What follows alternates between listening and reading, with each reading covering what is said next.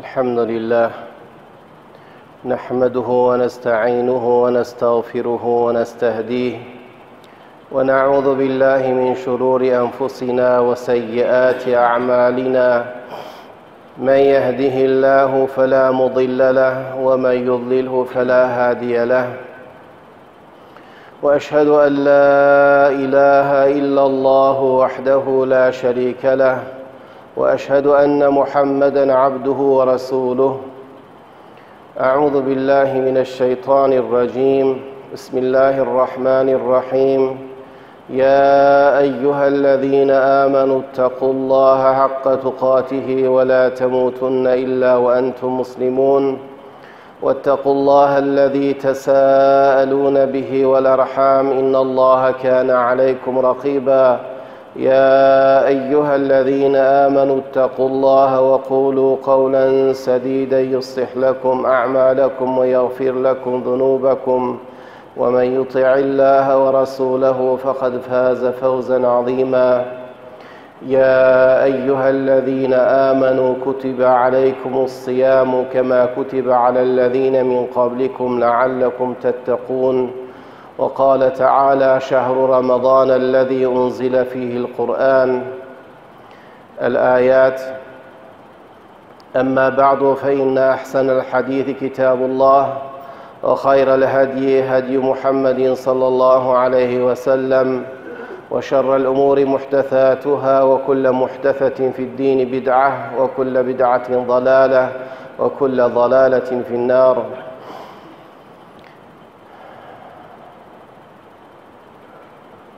Ey Allah'ın bendeleri,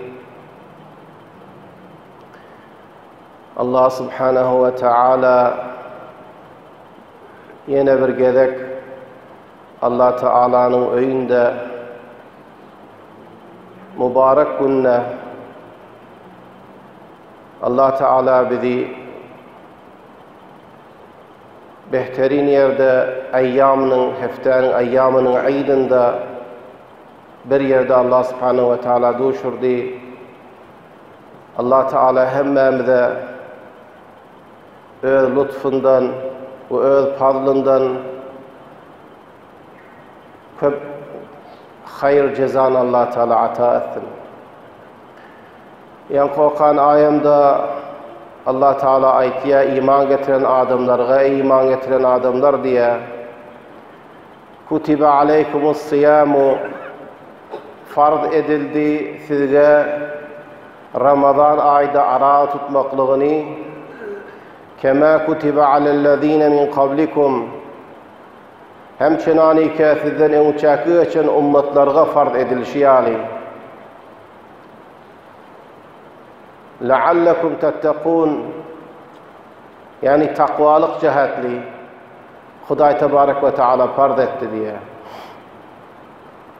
Savm diyeni, ara tutmaklık diyeni meşakkatı bolandan sonra namazda Huday Teala ya zekatta ya gayride geçenki ummetlerine farz edilişi yani size de farz edildi deyip ona aytmadı. Ama Ramazan'ın ruzasını ve savmını tutmaklığının hakkında farz edenine kema kutibe alellezine min qablikum meşakkat bolansan geçenki ummetlerine de farz edilişi size de farz edildi diye. Yani bir teklif geçenkilere de olsa, bize de olsa, umumen hem ummetlere gelen olsa, teklif diyen am olsa, cihete teselli, Müslümanlar geçenki ummetlerine de farz edilemiş yeke bize değil deyip de bilseler teselli olacak. Ve amel etmekliğine rağbeti köpengrek olacak. Geçenkilere farz edilişi size de farz edildi. Leallekum tettekûn. Maksat aradan Allah Teala farz etmeklikten maksat ne? Müslüman doğrular zahiri arada adam tabiatının iktida etken zatların hilafına amel etmeli. Yani yemeklik insan tabiatını iktida etken zatı. İçmeklik insan tabiatını iktida etken zatı. Ve hemçinin insanın tabii olan garizasının da isleyen zatı. Ondan da imtina etmeli de ona da varmalı. İnanın Allah Teala bize farz etmekligi, bizim maşakkata salmaklığı için değil. Yuridullahu bikumul yusra ve la yuridu bikumul usr. Allah Teala dinde size hiç açan kıyınçılık irade etmedi diye. Allah Teala irade etmeyesi için kıyınçılıkını. Velakin Allah Teala ansatlık isleye. Ara tutmaklıkta kıyınçılık zahiren kıyın bolanı bilen, ama menafi-iken. Kıyınçılık da insanın takatından hariç bolar yarı şekilli değil. Ne için? Maksat insan şu iğmeden, içmeden, şehvetinden imtina etmeklik takvalık cehetliydi. Takvalık cehetli. İnsan öz içine Huday Teala menğedini iyi içmeklikten ve hemçinin tabiati, garizeti isteyen şehvetinin özünü menğedenine insan bir yaxşı amalga Allah Teala'nın sırat-ı müstakimine qav meşk bolsun, temrin bolsun, qav amuzish versin deyip Huday Tebarek ve Teala takvalığı öğrensin, adet etsin deyip farz ediptir. Leallekum tettekûn. Bir aylıkta sen şehvetini saklamalı, hatta sana halal edilen zatlarını saklamalı. Günniz. İğmeden, içmeden tabiat insan isleye, bundan saklanmalı. Ve beyleki Allah Teala haram eden zatları hemişe de haram, lakin Ramazan'da beter haram o. A'mal, cevarih, dilin bilen edilen günah işlerden onlardan el çekmeli. Yani Ramazan ayda adam, Müslüman adam bir salih amalı paybet bulmalı, munkarattan el çekip de daş durmaklık bilen bir yaxşı amalı, salih amalı temrin etmeli, meşk etmeli, adet etmeli bir aylıkta ve öğrenir yalı qav edip şanniye. Takvalık maksat. Pesana aç olmaklık, susamaklık, benden men iyidirecekler, içirecekler, aç olsun, susasın, khor bolsun deyip Allah Teala Subhanahu ve Teala insanın meşakkata salmak kastı yok. Belki insanın öz bedenine de katı hayır var, nefi var diye. Bedenine de ara tutmaklıkta katı nefi var şu vadini. Elan şu vakti devirde kafir yurtlerde kafir doktorlar öz merizlerine ara tutmaklığı bir ya. Hatta öz başına bir takassus oluptur. Ara tutmaklığı bir ya. Ne kadar sen aç olmalı, ne kadar tuzsuz olmalı, ne çoğun ara tutmalı. Ağzın açığında näme iýmeli, ağzın beklemeli olan näme beklemeli, şu bir takassus bolupdyr. Ulu derman ya adama. İnsan tabiatında bir taaduldan çıkanmalı, taadule getirmeklik için bir näçe meriçilikler ayırmaklık için her pol meriçilik bolsun, ruhi ravai meriçilikler bolsun, ganda bolan meriçilikler bolsun, kalbi meriçilikler bolsun, köp meriçilikler şu bilen derman etgen bolupdyrlar. Biz onda maşakkata salmaklyk değil, belki Müslüman adam takvalığı öğrenmeli. Yani Allah Teala hududun riayet etmeklik, sırat-ı müstakimden yürümekliği öğrenmeli şu bir aylıkta. Sen imeldel, imekliği ki insanın tabiatının muktezatı acıkta yeti geliyor, susada içeti geliyor. Garizi bolan, şehveti, tabii bolan istekleri var, onu icabet edeti geliyor. Veli şeriat menğetiye. Allah Teala için. Ey iman getiren adamlar, imanın sizden isteyen zadi. Ol Allah'a ki şu iman getiren şu size buyuran zadi. Huday Teala farz edipdir, yılda bir ay ara tutmaklığı. İslam'ın erkanının birisi. Şehadatu en la ilahe illallah ve enne Muhammeden Resulullah ve ikamus salah ve ita'uz zeka ve savmu Ramazan ve haccul beyt. 5 İslam'ın rüknü var. Eğer şehadeteyni aytmasan Müslüman bolmayan. Müslüman bolandan sonra da inkar etsen kafir olayan. Namaz bir adam bütün okymada köp müştehitler kafir diye dinden çıktı diye aytıyor. Ramazan ayında farzlığını inkar etse dinden çıkar, ama bir adam tutmasa o fasık bolar. Fasık bolar, dinin bir sütünü, bir rüknü ondan kem bolýar diye. Leallekum tettekûn. Pes onda maksat aradan takvalık Müslüman dogalar. Eğer biz ara tutup da takvalığı riayet etmesek, Peygamber sallallahu aleyhi ve sellem aytýar, her kim men lem yeda' kavle'z-zuri vel-amel bihi feleyse lillahi hacetun en yeda'a ta'amahu ve şerabehu. Bir adam diye ara tutup da ama haram sözü terk etmese, haram bilen amel etmekliği terk etmese, ve cehaletini, nadallıkını terk etmese Allah için hacet yok. Ol adam özünü aç ve hor ve susuz etmeklik deyiptir. Maksat takvalık ki, maksat adam aç etmek, hor etmek ve susuz etmeklik değil. Maksat takvalık, vakti ki takvalık hasıl olmasa, adam dilini saklamasa haramdan, gıybattan, töhmetten, Müslümanı gavunu değmeklikten, kep gezdirmeden, o şuna mendeş dilden bolyan günahlardan el çekmese, elini ve ayağını ve beyleki cevarihlerini azay bedeni haramdan saklamasa, Allah Teala onun arazasına ihtiyacı yok deyiptir. فَاِذَا كَانَ يَوْمُ صَوْمَ اَحَدِكُمْ Birini arasından günü olsa, فَاِنْ سَبَّهُ اَحَدٌ اَوْ قَاتَلَهُ فَلْيَقُلْ اِنِّي صَائِمٌ Arada vaktini bir adam sana sevse, ya vurş da, sen aytqın ben ağzım bekli, ağzım arada benim, deyip cevap verin deyiptir.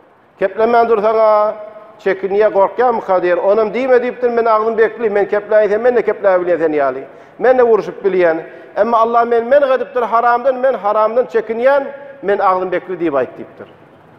Biz maksat aradadan Müslüman doğularımız takvalık, takvalığı öğrenmeli, temrin etmeli. Şehr Ramazanellezî unzile fihil Kur'an iznek ayetler. Ramazan ayı ol bir aydır ki Huday Tebarek ve Teala şonda Kur'an'ı nazil etti Peygamber sallallahu aleyhi ve sellem'e. Levhul mahfuzdan Allah Teala canibinden şu dünyanın asmanına Ramazan ayda inip nazil boluptur kamil şekilde. Ondan sonra 23 yılın devamında vakailarga wara, havadislarga wara, gerek boluşuna wara, yuvaş-yuvaştan nazil boluptur diye. Hudel linnâsi, adamları zalaletten, gumrahlıktan hidayet etkucu olan kitap diye. Yani şu Kur'an'ın içinde kamil hidayet var. O sebepten Peygamber sallallahu aleyhi ve sellem her kim hidayeti Kur'an'dan gayrı talep etse Allah Teala gumrah eder onu deyiptir.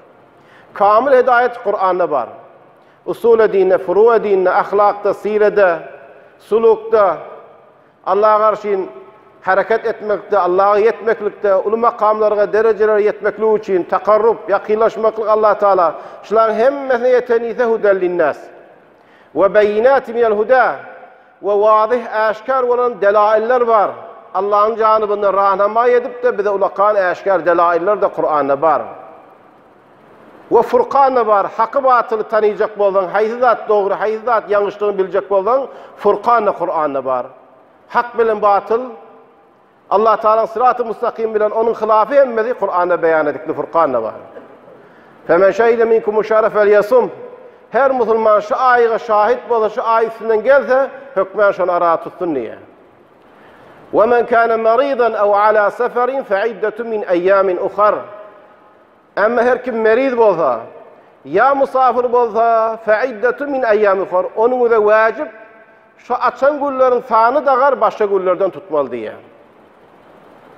Meriz bolsa, bir adam, o ruhsat veriptir. Yani aytdı, Huday Teala kıyınçılık istemiyor.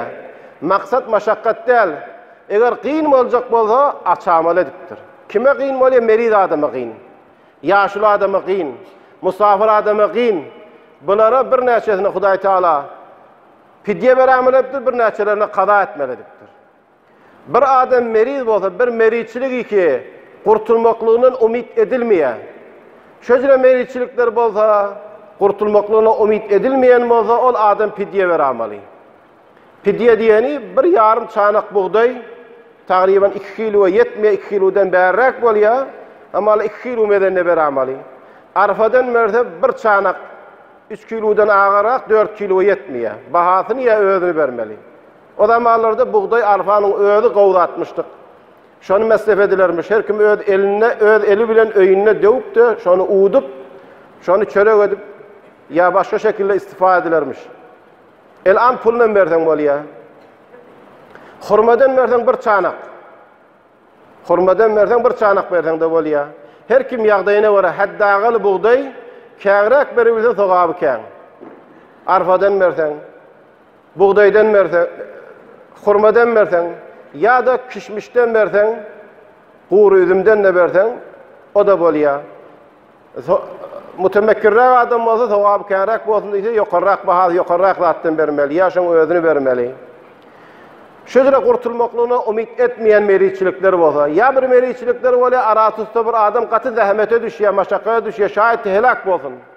Bir yarım mesela füyücü ketel, kant diye füyücü ketel diye o bolanla onda hemmeti değil, kandi bolup da arasutyalar da var. Ama bir kan kandiler var tutubilmeyen. Aratutsa biraz vaqt geçti, içmese, bir zat su içmese ya iymese de ayak titrap namzada yaraman yıkılıyor, şayet de helak bolsun. Hatarı var. On yani kandi bolsa yaşamayız meriçilikler ki ara tutanna katı maşakkata tutacak, şayet de helaketke muncer bolsun, olar da ağzını açmalı. Olara ara tutmaklık hatta haram da deyiptir. Haval. Öz nefsini öldürmeyin. İnnallâhe kâne bikum rahîme. Allah Teala katıdır rahimli. Ara tutup ibadet de özünü helak etmeli deyiptir. Bir näçe meriçilikler bolýar. Onna adama bir çendan ara tutanlyk kıyınçylygy yok. Yeňil meriçilikler. Ara tutanlyk hiçbir zereri yok. Maşakkatı da galmıyor. O da açtığım ruhsat diye, lakin tutmaklığı afzal. Ama bir meriçilikler bolýar, diş ağırık ýaly. Ya mamuli bir kelle ağırık bolýar. Ya göz ağırık bolýar, şedid bolmasa olara ruhsat yok açmaklığa. Ine şeýle meriz bolanna Allah subhanahu wa taala icazet beripdir. Ağzını açıp da soň başyny tutamaly. Ýa-ni awwal gaýdan mawrudymyzdan başga. Ki kurtulmayan dertler bolan ola fidye beramaly bolýar. Ya da musafir bolsa deyipdir. Musafirat diyelim her form bolýar. Bir musafirat bolýar, giýje gün uzak wagtlar bolýar, hawa kızgın wagty bolýar. Gaty ulun maşakkat gelýär. Peýgamber sallallahu aleyhi ve sellem bir ýola musafiratda sahabalardan bir yarım şikayet etdi, ya Rasulullah gaty suwsap gaty zähmete galypdy diýene Peýgamber sallallahu aleyhi ve sellem ikindi namaz okandan soňra hemme kişinin gözüň alyny alyp da suw içdi diýe, agzyny açdy diýe. Hemme kişi gördün deyip diye. İkinini bizden ira kılar, sünnette ira kılmalı diye. İkini bizim okuyuşumuzdan tariben bir saatte ümra kılıyor. Avval vaktinde. Şonda ikinin okanı Peygamber sallallahu aleyhi ve sellem su içti de öyle ağzını açtı, hemme kişi gördün deyip diye. Açtı diye. Bir yarımlar aynı köpün tuttuk, ağzı kaltıp açmayacaklarına ulaikel usat, olar asi, olar günahkar deyip diye. Açmalı deyip diye. Yine bir musafirat bolýar, adam tahammül etse boljak, gaty zähmete galýar. Bir gün Peygamber sallallahu aleyhi ve sellem safarda fera'a zihamen. Bir gördü adamlar bir yerde üýüşip otýar, ala rajulin bir adam üstünde. O zaman bu näme diýdi Peygamber sallallahu aleyhi ve sellem? Bu ara suptur adam yaraman, süýnüp ýaty, özüne gorman. Leysa minel birri es-siyam fi safar diýdi. Musafiratda ara tutmaklyk, beýdip de zähmete galmaklyk sowapdan däldir. Açyň diýdi. Ol adam öjür adam da bolsa, zada yaraman ýykylyp ýatjak, o da tutmaly däl. Emma bir adam bolýar ki, musafiratda Ramazan oňa hiç bir zereri yok. Kıyınçylyk da yok, tariben öýde boluşýaly. Giýje uzak günniler küle bolýar, ýa kışyň gün hawa gaw bolýar, sowuk bolýar, hiç meşakkaty yok. Ya şu wagt zamany ýaly, gowm maşynlary bilen musafirata gidilýär, külörülje maşyn, hiç müşkili yok. Munda bolanna açda ruhsaty bar, lakin tutmaklyk afzal diýär. Onam üçin çon Ramazan aýyň fazilaty bar, o fazilatyny etýär. Öýe tutmaly awwal wagtyna tutýar. Musulmanlar bilen şerik bolýar eden ibadatynda. Soňam ara tutmak, kaza etmeli bolana şayet ir kazasyn, şayet giç kazasyn, şayet kaza etmeli wagtyny etmän giýjä galsyn, boyunda bergi bolup galsyn. O ihtimallar bar, onuň üçin öjre bolan safarda tutsa afzal. Açda da ejazy bar, lakin tutsa afzal. Safar mesafatyda Resulullah sallallahu aleyhi ve sellem'den bir mesafeti tayin bolmandyr, ulamalaryň da hilafy bar. İmam Abu Hanifa'nın kavlunda 3 günlük yol. Diýäni yürüyüşü bilen günniň küle wagtlaryna. Güne 2 merhele yol yürümeli, 1 merhele yürüýse de bolar diýipdir İmam Muhammed rahimahullah. Indi şoň uzagyny hasap etsek 75-6 kilometr medenine yol bolýar. 75-6 kilometr medenine ýolda hiç bir zähmeti, maşakkaty bolmaýar. Şundan hamala 70-80 kilometr yol gitsen de yeni öwürlük gelmelen bolanda çendan meşakkati bolmaýar. On yanık yolu bir açayın ise de zahmet bolmasa urtkotu bolar. Lakin tutmaklığı afdal diye onlar. Tutmaklık afdal diye. Yani فَمَا كَانَكُمْ مَرِيدًا اَوْ عَلَى سَفَرٍ فَعِدَّةٌ مِنْ اَيَّامٍ اُخَرٍ. Başka uğurlardan tutmalı. Yerini kaza etmeli, aradan yerini tutmalı diye. Meride olan yan kaydışımız yağlayın. يُرِيدُ اللّٰهِ بِكُمُ الْيُسْرَ وَلَا يُرِيدُ بِكُمُ الْعُسْرَ. Allah Teala size ansatlık irade ya, Allah Teala kıyınçılık size irade nakdiptir. Ondan sonra izin ayet ya Huday Tebarek ve Teala وَاِذَا سَأَلَكَ عِبَادِي عَنِّي فَاِنِّي قَرِيبٌ. Bendelerim sorasalar senden Rabbimiz yakin mi? Yuvuşrak dua etsek de bolur mu? Ya daş mı kıygırayıl mı diyene فَاِنِّي قَرِيبٌ. Men yakin. Aytdi mendir Huday Teala. Özü mustaqimen Allah Teala bela vasıta men yakindir. Ucibu da'veted da'i. Dua edenin duasını icabet ederin. فَلْيَسْتَجِيبُوا لِي. Menin buyurun zatlarıma itaat etme icabet etsinler deyiptir. وَلْيُؤْمِنُوا بِمَا اِمَانَ اِتِرْسَلْ لَعَلَّهُمْ يَرْشُدُونَ. Hükmen yakşı yolga hidayet tapar şu adamlar deyiptir. Ramazan'ın Müslüman doğullar başka ahkamlar zatlarda ken, lakin Ramazan ayda men sâme Ramazan'a imanen ve ihtisaben gufira lehu ma taqaddem min zembih deyiptir Peygamber sallallahu aleyhi ve sellem. Her kim Ramazan ayda arağa tutsa, imanen ve ihtisaben Allah Teala şunu farz ediptir deyip, Allah Teala'dan sevabını talep edip de arağa tutsa, gufira lehu ma taqaddem min zembih, geçenki günahların hemmesini mağfiret ediler deyiptir. Geçenki günahların hemmesini mağfiret ediler. Yine bir sevabın ulu bir mevsimi. Adam bir Huday Teala karşın yıkılmaklığı için, Allah'a karşın qaytmaklığı için, tövbe etmekliği için Huday Teala'nın koyun bir yakşı bir ay, faziletli ay, Kur'an nazil bolan ay. Peygamber sallallahu aleyhi ve sellem aydıptır, Ramazan ayı gelse tuftahu fihi ebvabul cinan. Cennetin kapıları açılır ve tuğlaku ebvabun niran. Cehennemin kapısı yapılır. Müslüman adamlara tergib ciheti cennetin kapıları açılır deyiptir. Müslümanlar amalı salihken etmekliği için cehennem kapıları da yapılır deyiptir. Ve tuğallu fihi meratu şeyatin.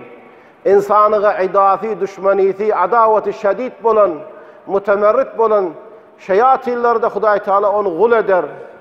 Yani Huday Teala onları despent uğrar, boylarına boyunduruk eder deyip aydıptır ki Müslümanlarga öcüle bir ön edip bilyen işlerini edebilmesin deyiptir. O sebeple Ramazan ayı girenle Müslümanlardan bir yarım namaz okuymayanla olsa Huday Teala ona yüreğine tevfikini Allah ilham etkede Ramazan ayda aradan tut ya, namazını okuya, taravak gel ya, hayır işlere koşulacak bol ya, Cum'ani cemaatleri, teravihlere şirket edip de şey edecek bol ya, şunun asarı Ramazan ayın bereketinden şu. Şunun bereketinden mahrum olmalı değil. Peygamber sallallahu aleyhi ve sellem aydıptır mübarek hadisinde, mahrum kimdir diyenine Allah lanet etsin, ya mahrum olun hayırdan, ol adamı ki Ramazan ayı üstünden gelip de, geçip de boş kalan adam, ol adam deyiptir, mahrum adam, Huday Teala'nın öğünden terd eden mel'un bulan adamlardır deyiptir. Ona binaenine şu gece nesip olsa, şuun Ramazan'ın, Şaban'ın 30'u. Şu gece demi inşallah taravat okular ve gece de inşallah seherliğe turmalı, turmaklık da sünnettir. Ama Resulullah sallallahu aleyhi ve sellem aydıptır. La tetekaddamu Ramazana la yetekaddamanna ahadukum Ramazana bi savmi yevmin ev yevmeyn. Ramazan aydan avval bir gün ya iki gün arada tutup da karşılama dili etmeyen deyiptir. Karşılamalı deyiptir. Ama illa en yekuna yevme savmi ahadikum felyasum. Önden yani ara tutun adetiniz boza işgal yoktur. Mesela bir adam perşembe gün, düşenbe gün ara tutmaklı adet etiptir. Cuma günü hamala arada olsa perşembe günü önden tutuyan günü olsa ayıbı yok. Birinin uçak tutan deyiptir. Ya seşembe günü arada olsa düşenbe günü tutan ayıbı yok. Yani mahsusan bir günü koyun uçak karşılayınca o doğru değil. Ammar İbn Yasir radıyallahu anhuma ol ayet ya Men sâmel yevmellezî yüşekku fîhi fekad asâ Ebel Kasım. Şekli bunu her kim ara tutsa Resulullah sallallahu aleyhi ve sellem o asi olan adamdır deyiptir. Bir mahal haber düşmeyen bir adam arası tutmaz, aradan birini uçak şekliğini suyuru kuşluğa çellit. Yani günörtanın ev yaran şey durmalı, muntadır bolmalı, şoğun aradadığı belli olsa şu parz bolup öz parzı evler nefli diye. Aradığı belli bolmasa, aradığlı saat bol açmalı deyiptir. Ay men günörtanı tuttum, inni galan tutacak, neflim bolar da diymel de deyiptir, şonu etse asi bolar deyiptir. Hem ulamalarda, fukahalarım şonu fıkh kitaplarda da aydıptır. Muntadır bolmalı, günörtanı kolay günörtan bolmaka, adam şoğun arada bolsa, arada bolan haber bolmalı. Haber düşmese de bayit açmalı deyiptir. Birun ya ikune uçak mutakaddim bolmalı değil. Ayın 15 geçen sonra arada tutmaklığı mekruh diye. Ön tutman bolsa, ayın 15'inden bu taraf tutacak da kerahatı var diye. Birun ikune uçak da nehy ediptir, bir yarımlar haram da deyip aydıptır. أقول قولي هذا وأستغفر الله لي ولكم فاستغفروه إنه هو الغفور الرحيم.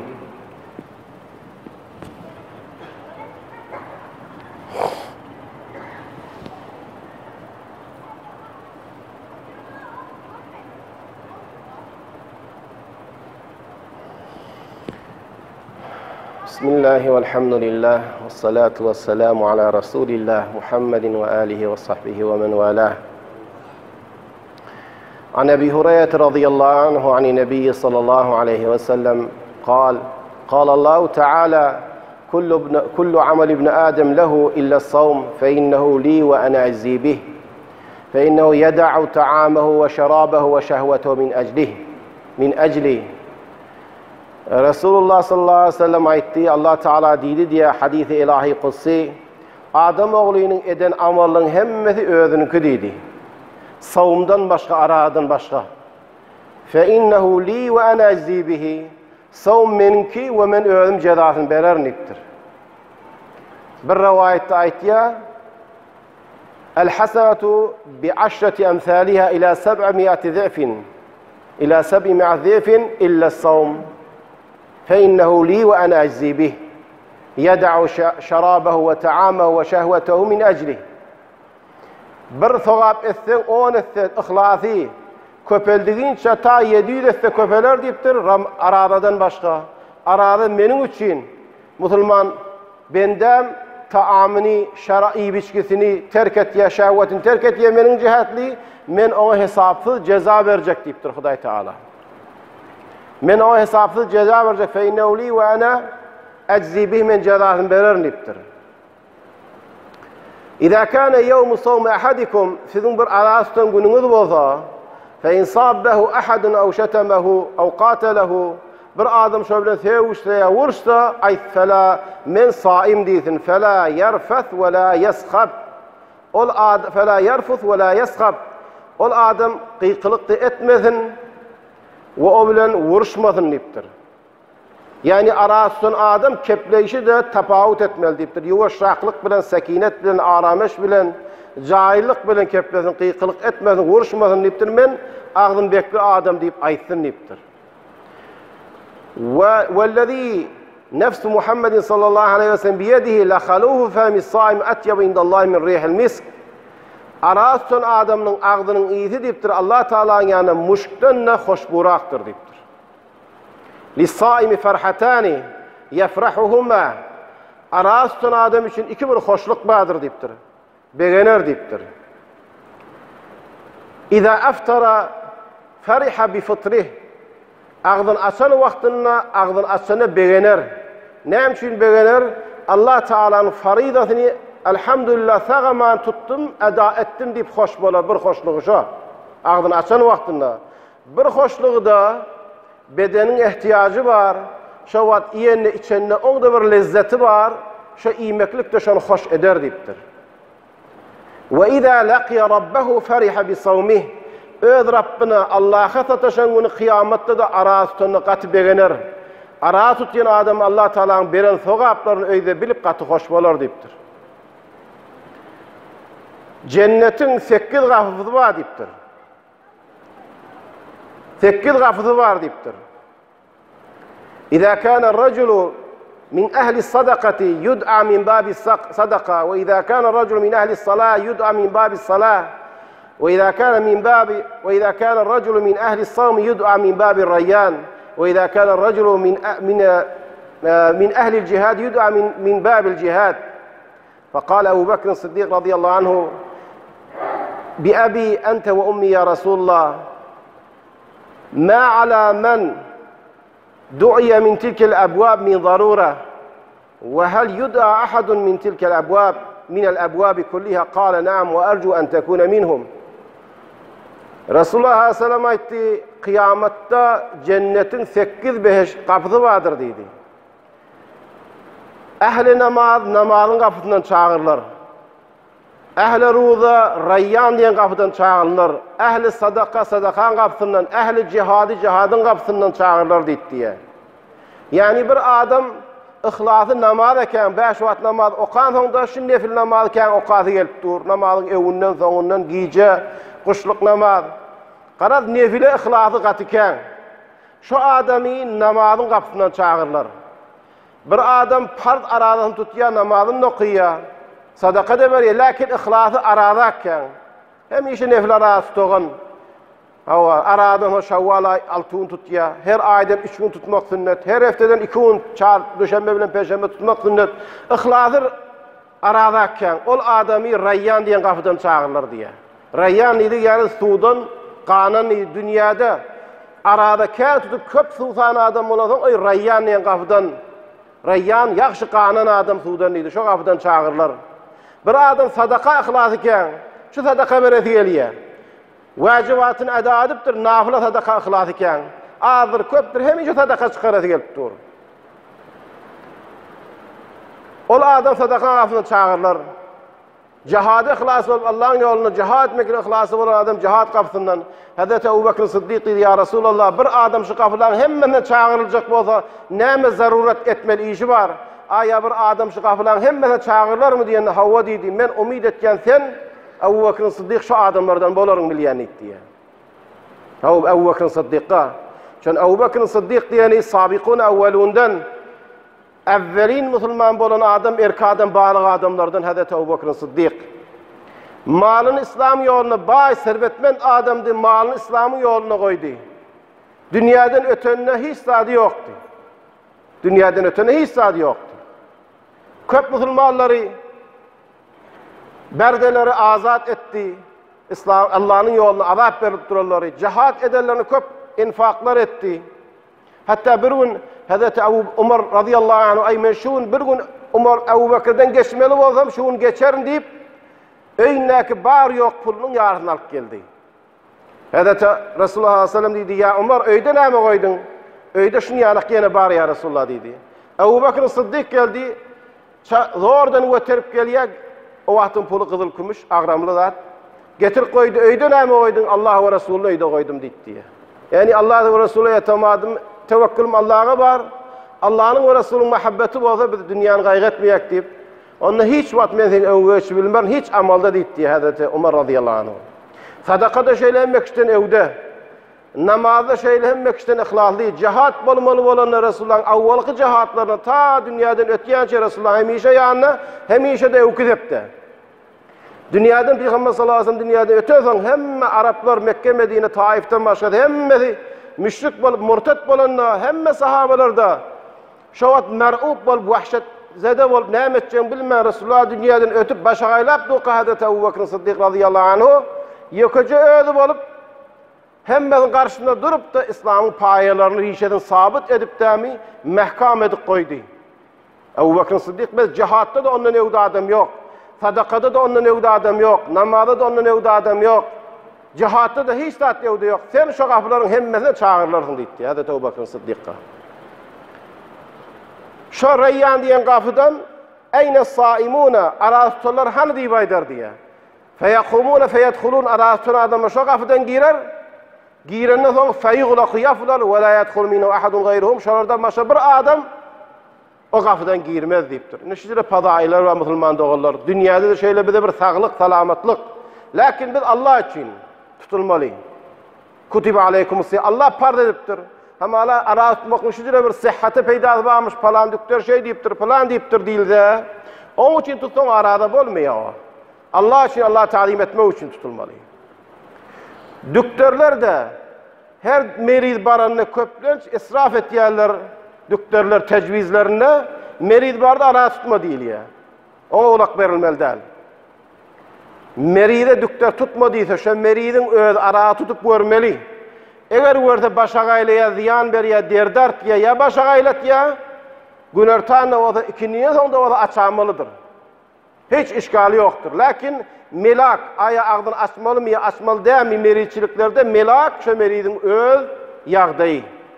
Öz yağdayıyla teşhis vermeli ki oňarýam oňarmaýam. Kurtulmayan meridçilikler olsa ona ruhsat. Ara tutsa, zilda yaramad ön tecrübeden olsa kandi, şedid kandi olsa ona da ruhsat. Ama belki meridçilikte doktora bardın madem ağrıya ağzını aç. Ara tutma. Yine burada da. Onu öğler imtihan etmeli bayet. İmtihan edip gördü. Bir günde hatta tutubilmesen açmayacağı. Gördün hiç ziyanı yok, tutmalı.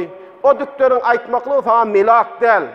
O sana demi tecviz etmeye, ruhsat del, icazı del. Tutup görmeli, gördün anlarmayan şu gün açıver. Ağzını bekli de o da aç. Hiç günahı yok.